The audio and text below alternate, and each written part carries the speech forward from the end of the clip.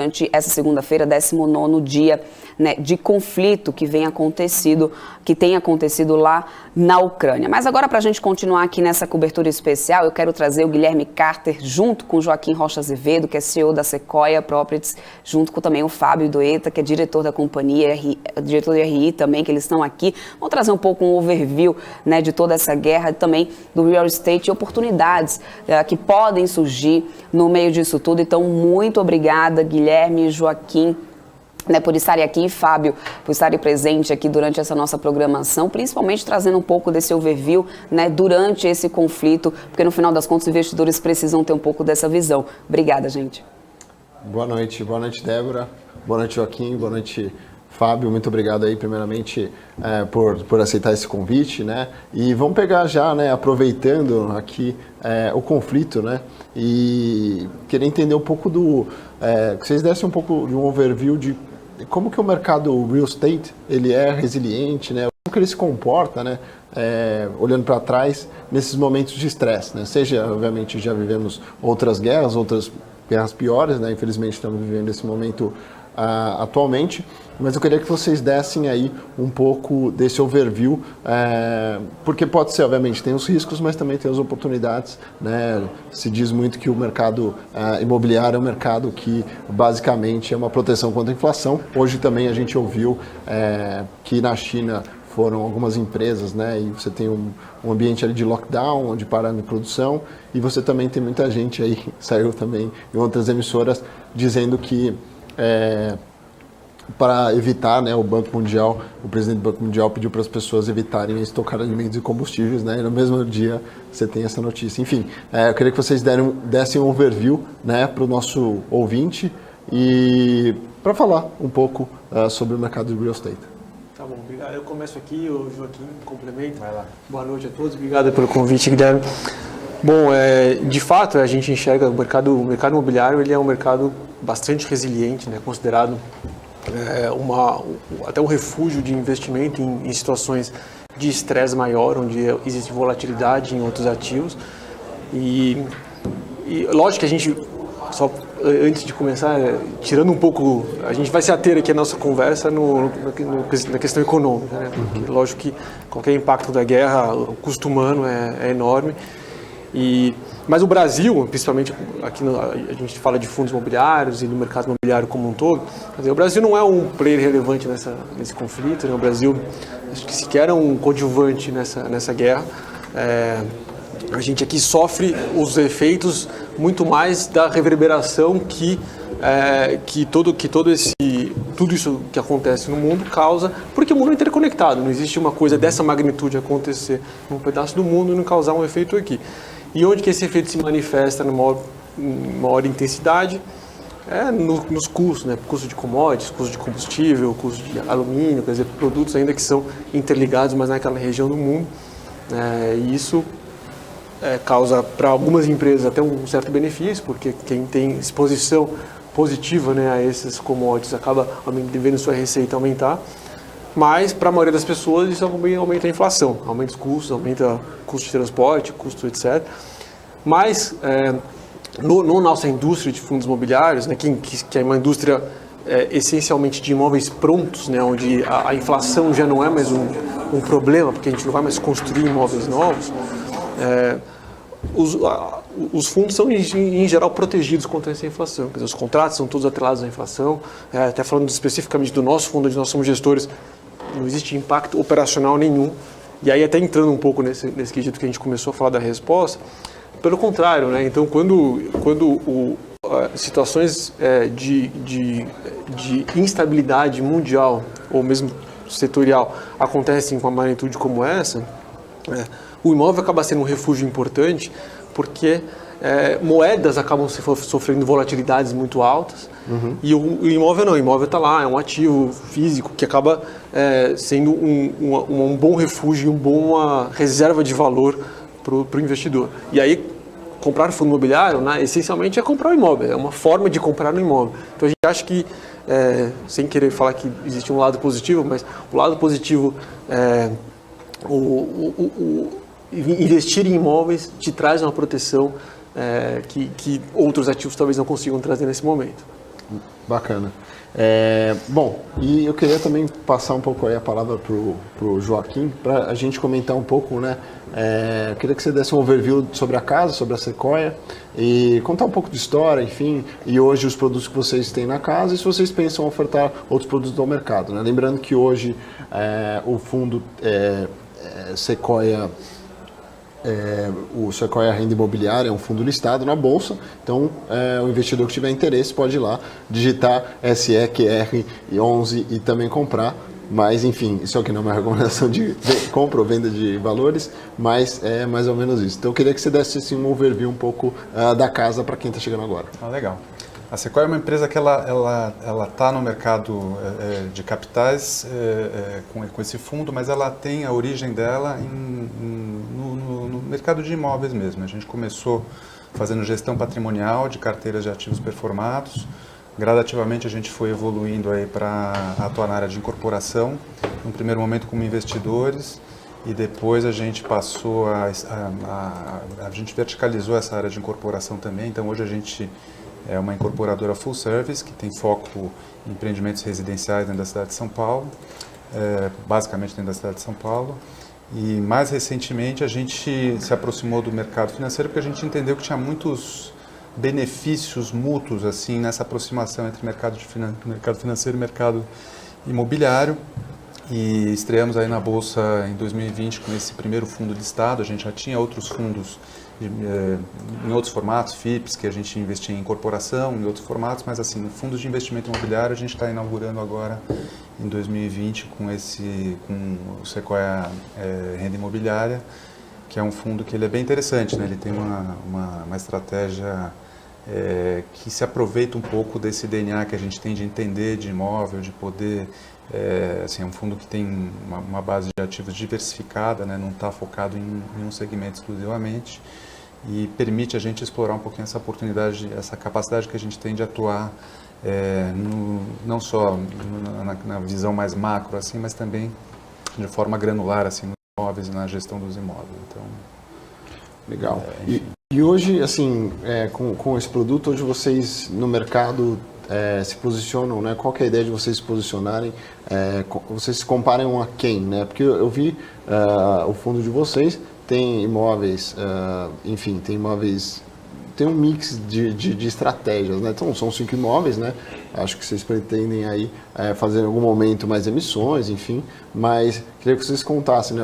Vocês pretendem se posicionar de que maneira, né? Às vezes a gente olha, sei lá, renda urbana, qual que seria a estratégia de vocês? O nosso enfoque ali, a gente tem uma preocupação muito grande em não só trazer bons imóveis, mas trazer já uma diversificação para o investidor brasileiro. Então, quando a gente olha esse mercado de fundos imobiliários no Brasil, ele cresceu muito rapidamente, né? Então, hoje a gente está se aproximando de alguma coisa em torno de 1.600.000 investidores individuais na Bolsa, que é um número já muito bom. Mas há 3 anos esse número está na casa dos 200 mil. Né? Uhum. Então, a maioria dos investidores ainda é muito jovem na Bolsa, né? Conhece esse produto, tem esse produto no seu portfólio há muito pouco tempo. Então, a gente ainda acha que nós, como gestores, a gente se coloca como responsáveis por ajudar a promover uma diversificação, né? Porque acho que ninguém discute que diversificação é um negócio que ajuda qualquer carteira imobiliária, qualquer carteira de investimento, não precisa ser só imobiliária. Sim. E a gente acha que a gente, como gestor, ainda tem um certo papel em promover essa diversificação. Então, diversificação não quer dizer que a gente investe em qualquer coisa, né? A gente foca em setores que a gente enxerga que tem uma boa oportunidade, que existem possibilidades de trazer ativos de qualidade, que tragam boa rentabilidade, mas também que a gente tenha muita experiência, que a gente entenda, que a gente sabe fazer, a gente sabe investir. Né? Então a gente foca em 3 grandes macro segmentos, que é logístico ou industrial, lajes ou edifícios comerciais e imóveis de renda urbana, né? Que é basicamente varejo fora de shopping center.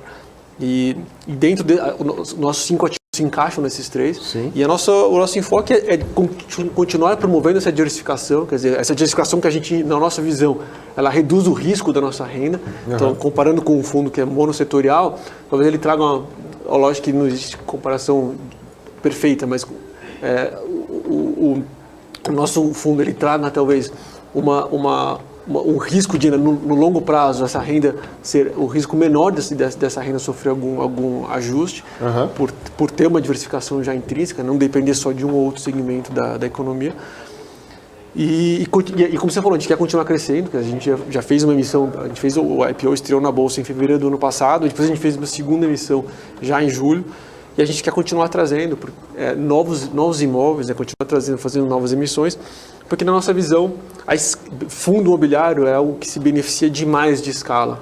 Então, aumenta a liquidez para o investidor, aumenta a diversificação, reduz qualquer concentração de risco, dilui custo, porque essa é uma indústria de custos fixos altos, então a gente consegue melhorar a rentabilidade, melhorar a qualidade da renda com o crescimento.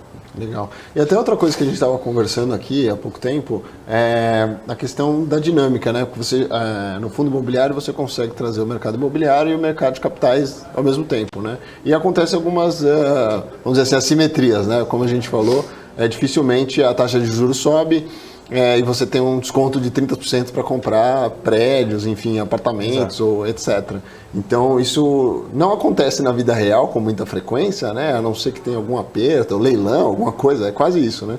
Mas no mercado de fundos imobiliários isso acontece várias vezes. A gente já está falando, obviamente, do fundo de vocês, que está, sim, descontado a patrimonial, um desconto relevante, e outros fundos da indústria também por conta dessa taxa de juros crescente. E eu queria, né, que alguns os ouvintes não conhecem os investimentos de fundos imobiliários e alguns termos não estão assim tão frescos, né? Então, quando a gente fala, por exemplo, o fundo está negociando abaixo do custo de reposição, né? Então é uma super oportunidade que você não acharia. Então eu queria que você comentasse um pouco sobre essa dinâmica do mercado imobiliário e como vocês olham, né?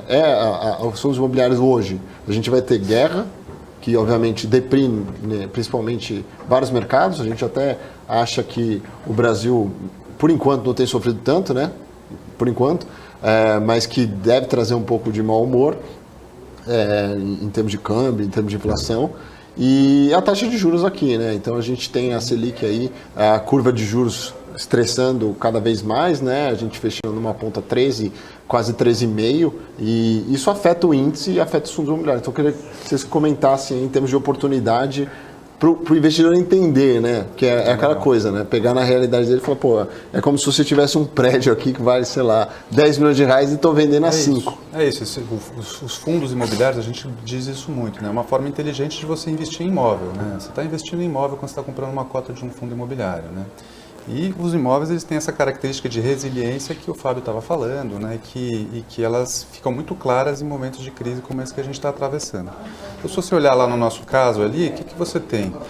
Quando a situação estava um pouco mais estável e a gente estava com juros a 2% ao ano, sei lá, a gente estava pagando o mesmo, os inquilinos estavam pagando o mesmo aluguel, os imóveis, enfim, estavam cuidados da mesma forma, não tinha nenhuma mudança fundamental nos ativos que compõem esse fundo em relação à situação que a gente está vivendo hoje, que tem um cenário macroeconômico completamente diferente, né?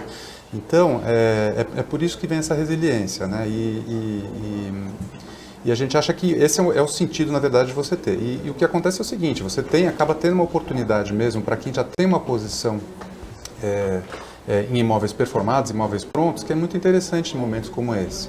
Porque esses problemas que a gente está vendo acontecer de inflação e tudo isso, eles afetam os custos de produção, ou seja, quem está produzindo imóveis pode ter problemas com esse tipo de coisa. Se você já tem uma carteira de imóveis performada, você não está exposto a esse problema e, por outro lado, você tem inquilinos que têm um contrato de locação com você que está indexado pela inflação, então também está protegido da inflação. Então a gente entende que é um tipo de ativo muito interessante para você ter nesse momento ali e se você adquirir esses ativos via fundo, talvez aproveitando o momento aí de volatilidade que faz com que essas cotas caiam, acho que é uma oportunidade interessante. E só complementando, quer dizer, como eu falei, a gente somos grandes entusiastas da combinação do mercado financeiro com o mercado imobiliário. Então, o mercado imobiliário traz solidez, traz investimento de longo prazo, e o mercado financeiro traz liquidez, escala, coisas que o mercado imobiliário às vezes tem dificuldade sozinho. Mas às vezes isso pode causar uma discrepância, como você mencionou, porque é muito fácil entrar em fundo imobiliário e às vezes acaba causando precificações que ficam fora da realidade. Então eu acho que nenhum ouvinte aqui que tenha um imóvel acha que o imóvel dele vale 30% a menos porque a taxa de juros foi de 2 para 11. Acho que ninguém tomou uma decisão puramente baseada na média da taxa de juros de sair do seu imóvel, vender com 30% de desconto e colocar esse imóvel numa renda fixa. Mas acontece, por incrível que pareça, acontece isso com alguma frequência em fundos imobiliários. Então, a liquidez atrapalha nesse caso. Assim, às vezes a liquidez é tão imediata, às vezes toma decisões e consegue entrar e sair, às vezes o investidor acaba tomando uma decisão, mas baseado numa variável de curtíssimo prazo. Né? A gente viu a velocidade com que os juros saíram de 2% para 11% ao ano, quer dizer, mostra como é uma variável de curto prazo e tomar decisões de longo prazo, que deveria ser o caso de um fundo imobiliário, porque se trata de um investimento em imóvel, baseado tomando uma decisão sobre uma variável de tão curtíssimo prazo, a gente acha que pode causar perdas na carteira do investidor. Né? Então, oportunidades, quando acontecem coisas como essa, oportunidades que já eram grandes, às vezes ficam ainda mais evidentes, né? Abaixo do custo de reposição, como você falou. Imagina você poder comprar um imóvel abaixo do custo do terreno, do tijolo. Quer dizer, é mais barato você comprar ali do que fazer um novo. Então, são oportunidades realmente que acontecem de vez em quando. E hoje tem vários ativos assim, né? Concordo? Tem muitos. Bom, falando também um pouco, né? Obviamente a gente está nesse cenário aí que, obviamente, geopoliticamente e mundialmente não é um cenário animador, mas e muita gente quando tem isso faz o tal do flight to quality, né? A gente até estava conversando aqui que o dólar pode ser que entre num cheque aí, se realmente, né? Se vai ser realmente uma moeda segura, a princípio ainda é hoje, né? Muita gente tem sua reserva de valor em dólar, mas voltando também um pouco para o dia a dia do fundo, né? Vocês têm hoje uma localização geográfica, obviamente são 5 ativos ainda, mas a maior parte no Sudeste, São Paulo, Rio de Janeiro, e tem um imóvel lá no Rio Grande do Sul, né? O que vocês, não só pelo cenário, mas vocês, não estou falando que os outros estados não sejam de qualidade, né? Não foi o que eu quis dizer, mas obviamente a gente sabe que São Paulo, principalmente quando a gente fala aqui laje corporativa, ninguém quer comprar no risco laje corporativa em Alphaville. Todo mundo prefere comprar na Faria Lima, né, na Vila Olímpia e tal. Mas olhando o portfólio do fundo, vocês se limitam a outros estados? Tem conforto mais em São Paulo porque conhecem, porque são daqui? Ou como é que é essa dinâmica no fundo? Não, o nosso mandato ele não se restringe a um estado, a gente tem mandato para investir no Brasil inteiro. Agora, pelo estilo de imóvel que a gente gosta de investir, a gente acaba indo para centros urbanos com um desenvolvimento maior e São Paulo acaba se destacando pelo tamanho que é a relevância dentro do Brasil. Então, o que a gente valoriza basicamente, a gente gosta de imóveis que tenham uma reserva de valor, quer dizer, proteja o capital do investidor quando alguma coisa der errada, mas ao mesmo tempo tem potencial de valorização. Então isso, o que acontece? A gente foge de imóveis que são aqueles imóveis mais especulativos, que são os imóveis que você compra barato, mas você precisa que alguma coisa aconteça para que eles valorizem, ou daqueles imóveis que são super, super premium, que você paga caríssimo, já paga no preço máximo dele, dificilmente você vai ter alguma valorização. A gente acha que um step intermediário é onde se residem as melhores oportunidades. Por causa disso, okay? Tem reserva de valor, te protege, por causa de que o oportunístico não protege, mas ao mesmo tempo tem potencial de valorização, que o super premium já não tem mais se você comprou no topo.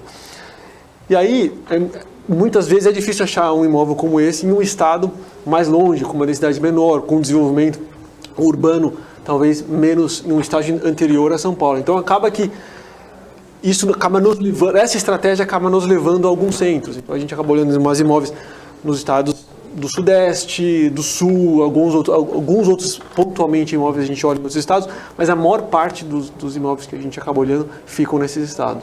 A exceção talvez seja imóveis de logística, imóveis industriais que têm alguma dinâmica que na região onde ele está inserido, que funciona como um hub ali, seja porque pela conveniência de acesso, seja pela proximidade por exemplo, com um ecossistema de empresas ali, do qual aquela empresa depende ali. Então faz muito sentido. Basicamente, falei no começo que a gente vem do mercado imobiliário, né? E assim, não tem muito segredo. Assim, se você conseguir achar uma localização onde as pessoas querem alugar e onde seja difícil de construir, onde você tem algum componente de escassez ali para você produzir um imóvel, dificilmente você vai errar na conta.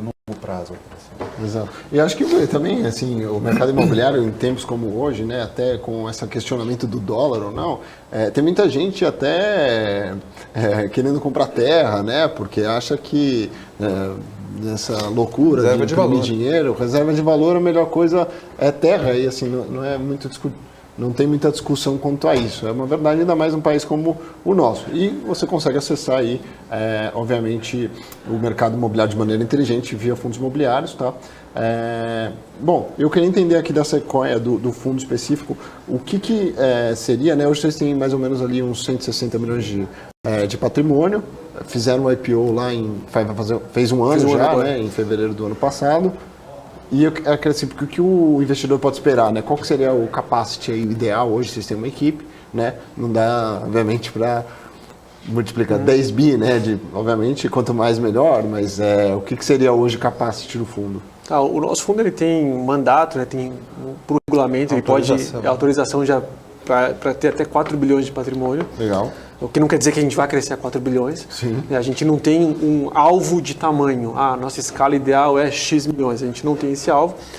Mas, como eu falei, a gente acha que o crescimento vai nos permitir aumentar a rentabilidade, aumentar a liquidez. Enquanto o crescimento continuar trazendo esses benefícios, a gente vai promover o crescimento. E esse é o único fundo da casa. Então, a gente não tem um imóvel que a gente fica escolhendo, vou originar, será que eu coloco nesse ou nesse? Esse é o nosso único fundo. Então, todos os imóveis que a Sequoia origina são para este fundo. Então, o time inteiro, hoje, ele trabalha para o desenvolvimento desse fundo. E aí, como eu falei, assim, a gente tem intenção de promover o crescimento, a gente tem uma responsabilidade com relação a isso, porque a gente sabe que muitas vezes os investidores ficam bravos porque existem algumas emissões que acabam não criando tanto valor para os investidores, e a gente acha que esse alinhamento com o investidor é o que traz o sucesso no longo prazo. Um dos benefícios de ter 30 anos de história é que a gente não olha para os próximos 2, 3, a gente olha para os próximos 10, 15, 20. Sim. Então, a gente sabe que para você continuar sendo um player relevante no mercado no longo prazo, você tem que fazer consistentemente ações, iniciativas que criam valor para o investidor. E aí a gente busca isso o tempo inteiro. Legal.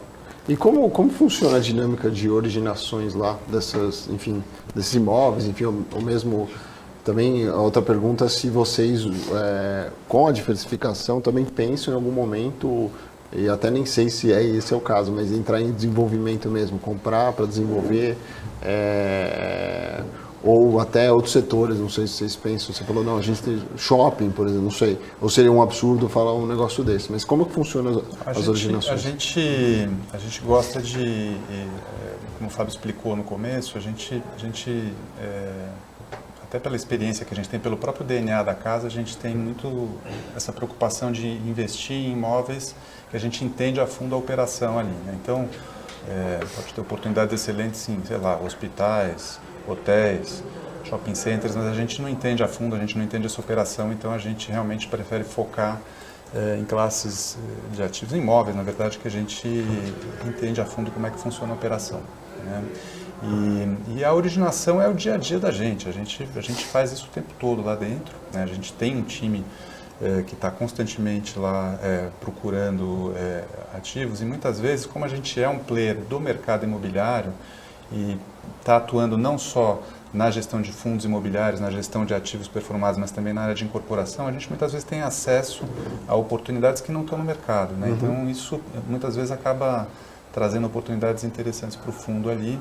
A gente tem um ativo no fundo atual que a gente adquiriu nesse formato, não era um imóvel que estava no mercado, é uma loja que está alugada por uma rede de supermercado grande dentro de São Paulo, tá? Então a gente tem a capacidade de originar essas coisas que muitas vezes outras casas não têm pelo fato de não estarem atuando no dia a dia nos imóveis ali, né? No mundo dos imóveis ali, no micro ali, né? Então acho que é isso. E a gente com o tempo, né, por estar 30 anos transacionando imóveis, gerenciando imóveis, a gente tem acesso a uma base de dados que pouquíssimas casas devem ter. Então a gente conseguiu construir ao longo dos anos um modelo financeiro, um modelo de avaliação de imóveis que é próprio da Sequoia. Que ele basicamente ele leva em consideração 7 grandes verticais de localização, qualidade do imóvel, qualidade do locatário, tempo de contrato, etc. Quer dizer, tudo atributos relacionados àquele imóvel e àquele contrato de locação, para trazer de uma forma talvez mais ágil e até com menos vieses que uma avaliação tradicional traz, um valor de um imóvel de uma forma mais ágil. E isso só pode acontecer porque a gente é player de desenvolvimento, gerencia centenas de imóveis na nossa área de gestão e assim por diante. Legal. Com relação ao desenvolvimento, a tua pergunta, eu acho que assim, nesse momento não é uma coisa que está no radar da gente para o fundo. Né? A gente está hoje em busca de ativos já performados, gerando renda. Pode ser que seja uma coisa que a gente olhe mais para frente, mas hoje não é. A gente acha que, caso a gente venha atuar em desenvolvimento, não vai ser através desse fundo. Porque eu acho que o investidor que busca comprar cota desse fundo, ele não está interessado no risco do desenvolvimento, ele está interessado na renda mais imediata. O desenvolvimento, ele te traz uma renda maior lá na frente, mas te traz um risco de desenvolvimento, um período ali sem renda. Então a gente acha que o perfil do investidor que vai atrás do Sequoia 3 não é aquele que está interessado em estar exposto ao desenvolvimento. Ele prefere uma renda, uma segurança um pouco maior. Caso a gente faz desenvolvimento, não através de fundos, mas a gente já fez através de fundos. Mas caso a gente faça um fundo destinado a desenvolvimento, aí a gente vai fazendo um outro veículo com investidores específicos. É interessante isso que o Fábio está falando, porque a gente tem incorporação para a gente ele pode até gerar ganhos interessantes, mas ele assim, o perfil que a gente tem nesse fundo é um perfil que se encaixa nesse meio de espectro que o Fábio estava explicando. Então, assim, a gente tem ativos dentro do fundo que são diversificados, mas eles têm isso em comum, assim, estão todos meio que posicionados no meio desse espectro, onde você tem na ponta assim, oportunidades que envolvem mais risco, podem até gerar mais ganho, ou tem um risco de desenvolvimento, por exemplo, assim, e na outra ponta você tem ativos que são muito estáveis, que já cumpriram toda a curva de valorização deles. A gente gosta de estar no meio lá, e se você for olhar os ativos do fundo, todos estão ali nessa metade do espectro, e por isso que a gente acha que não se encaixa, pelo menos nesse momento ali, qualquer atividade de desenvolvimento nesse fundo. Legal. E vocês que estão no dia a dia, obviamente, do mercado imobiliário, eu queria que, como é que está, né? Já tem um pouco desse sentimento por conta de guerra, ou o mercado ainda continua muito aquecido, tem muita oportunidade surgindo, ou já tem alguma preocupação? Como é que vocês estão sentindo isso daí? Eu acho que na ponta como a gente falou, assim, esse mercado está sendo impactado mais favoravelmente do que negativamente no caso de carteiras de imóveis já performados, que já estão prontos, que já estão gerando renda, sendo que essa renda está indexada pela inflação. No caso de atividades de desenvolvimento, eu acho que tem duas preocupações aí que, enfim, a gente está olhando, a gente ainda não sentiu esses impactos muito severos assim nas atividades da gente, mas a gente está de olho nisso, né? Então, a primeira questão é a questão de custo, né, que pode ter uma alta em função da inflação, principalmente inflação de commodities, né? E a outra é esse mercado comprador de imóveis residenciais, por exemplo. A gente tem uma atuação no segmento residencial também, não através do fundo. A gente entende que esse cenário econômico adverso, com juros altos, ele pode gerar uma retração no consumo, né? Esse consumidor, esse comprador de imóvel, ele pode ficar com um pouco mais de medo, com um pouco mais de preocupação de assumir um compromisso de longo prazo, fazer um financiamento de longo prazo, tudo isso com esse custo, inclusive do financiamento subindo, né? Mas ainda não tem... A gente não sentiu isso ainda. A gente tem uma estratégia que é bem conservadora na área de incorporação, na área de desenvolvimento.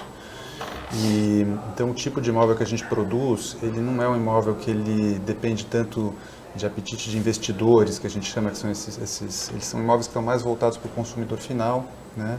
Estão em localizações que são muito difíceis de você, que tem essa dinâmica que eu falei antes ali, que você tem escassez, né, tem barreiras de entrada altas para você produzir imóveis, e por outro lado você tem um excesso de demanda lá, assim, ou seja, você tem uma demanda já estabelecida. A gente não é um player que vai procurar terrenos fora da cidade, vai fazer um grande projeto de desenvolvimento que vai amadurecer ao longo de muitos anos, com a chegada da demanda para esse lugar. A gente quer estar em regiões já consolidadas, que têm facilidade de acesso, de transporte público, proximidade com serviços e comércio, portanto são regiões onde as pessoas querem morar, né?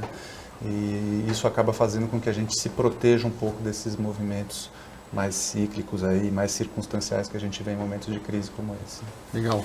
Bom, então, antes até de eu passar aqui para a Débora, para a gente começar, continuar a nossa cobertura aqui da guerra, eu queria aqui, para a gente encerrar, eu queria primeiramente também agradecer aí, Joaquim, agradecer Fábio, deixar a visão de vocês aqui para o cenário, perspectivas para o mercado imobiliário, tanto desse ano, que além desse novo evento que a gente teve aí, também temos eleição no Brasil, né, que é uma, vamos dizer assim, entre aspas, né, uma outra guerra interna, e também para ano que vem, né, as perspectivas, e também para o pessoal que quer conhecer um pouco mais a Sequoia, onde acessar, né, tem os relatórios, o site, etc. Então, queria agradecer, muito obrigado. Obrigado, Guilherme.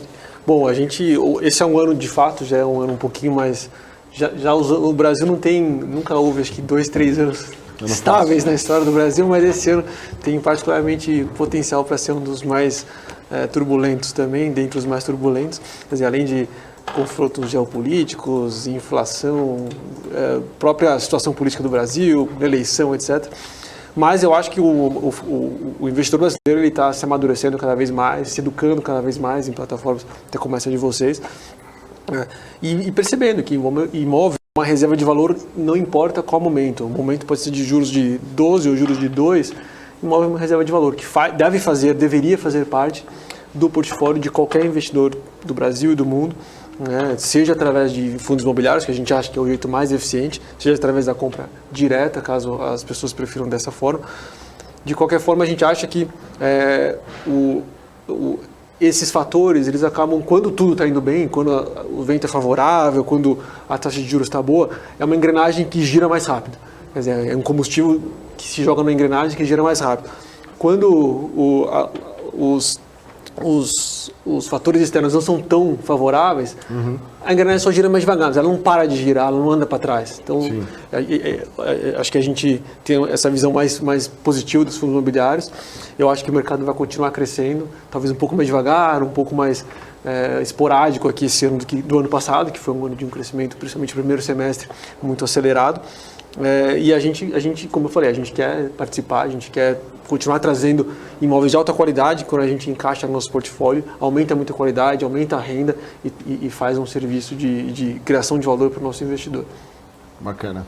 Eu acho que o mercado imobiliário ele tem essa característica, né, de resiliência mesmo, porque ele obviamente ele é afetado por fatores macroeconômicos, mas ele tem drivers que não dependem exclusivamente da economia, né? Você tem drivers demográficos que ficam impulsionando também esse mercado, principalmente quando a gente fala de segmento residencial, mas também tem a ver com comercial, né? Então, se a economia está andando mal, se a economia está andando bem, as pessoas continuam precisando morar em algum lugar, estão casando, estão se separando, estão tendo filho, ou seja, esses drivers demográficos sempre acabam impulsionando o mercado imobiliário. O que pode acontecer é que essa demanda fica um pouco mais retraída, mas ela não desaparece, ela se acumula e quando as condições se apresentam, ela acaba voltando, essa demanda acaba voltando para o mercado e se transformando e, enfim, fazendo com que o mercado se aqueça novamente.